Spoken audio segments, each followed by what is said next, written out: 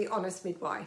My name is Louise and I'm a midwife and an infant feeding specialist. This colostrum harvesting video has been put together to bring you helpful hints and tips about collecting some of that all-important first milk before baby arrives. The first thing to explain is exactly what is colostrum harvesting. Colostrum harvesting is collecting small syringes of colostrum before your baby arrives and storing it to use in the first weeks after your baby is born. As there is some suggestion that nipple stimulation could trigger uterine contractions, the recommendation is that you wait until 37 weeks to start collecting colostrum. However, some mothers may be encouraged to start this sooner should their situation suggest it may be beneficial. In the not too distant past, only women with increased risk of feeding complications following birth that were encouraged to give colostrum harvesting a go. However, in reality, it can be beneficial for all mums. So, assuming that you want to, give it a go. If you have been advised that you are at risk of threatened or preterm labour, have cervical issues or a history of bleeding, you should ask your doctor first if colostrum harvesting is okay for you to do. So, you've decided that you want to give it a go. What will you need? Firstly, you'll want to be in a nice and relaxed environment. Many women like to do this every evening, just before bed or first thing in the morning when they are nice and relaxed.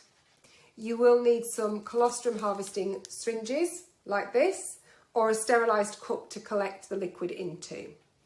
After you've washed your hands and are sat comfortably, trying to do this if you are stressed or uncomfortable can impact your success. So it is really important that you relax into it.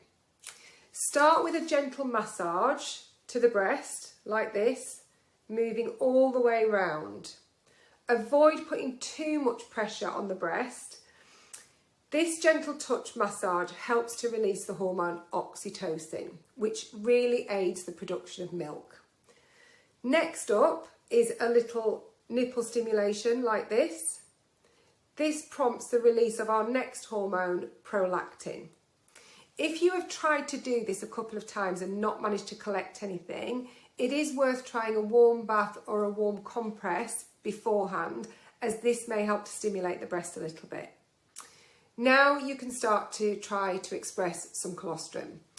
Put your hand in a C shape and imagine your breast is like a clock, thumb at 12 and middle finger at 6. Then start at the nipple and work backwards away from the nipple for a few centimetres past the areoli.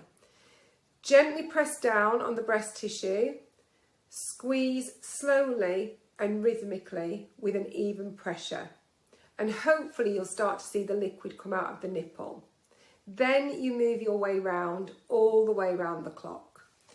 This can then be collected either into your sterile pot or by placing the syringe next to the nipple and gently drawing the colostrum in.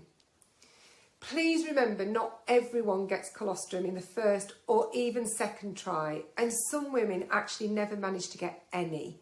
This is not an indicator of your future supply. You can practice colostrum harvesting 2 or 3 times a day, but if it is really stressing you out and you're not getting anything, just don't worry. Once you've collected it, it can be placed back into the packet, into a Ziploc bag and in the freezer. If you didn't manage to fill the syringe, you can store it at the back of the fridge at a maximum temperature for use later that day. Many hospitals and midwives recommend taking your colostrum into the hospital with you. And if you are at risk of any feeding difficulties, your colostrum should be labelled with your name, the date that you expressed it and your hospital number. For those of you who don't have any expectation of feeding difficulties though, I personally would leave it at home, as milk storage fridges in the maternity units tend to be accessed by partners, mums, midwives, and your hard-earned gains can get knocked around a little bit. And in addition to that, in those early days, the key aim is to have baby sucking at the breast to extract the colostrum itself. If you need the harvested store, you can always send your partner to pop home to get it. For more information on why colostrum harvesting can be beneficial, click on the link below to read our blog or sign up for our infant feeding class. Our infant feeding class really does delve really deeply into the physiology of breast milk supply and production, and will really help you to understand that physical process that's going on between you and your baby. Equally, the infant feeding class covers formula feeding in depth too. I hope you've enjoyed the video. If you have, give us a like or a follow or whatever it's called. Give us a follow at The Honest Midwife on Instagram and come and sign up to one of our classes soon. Take care. Bye.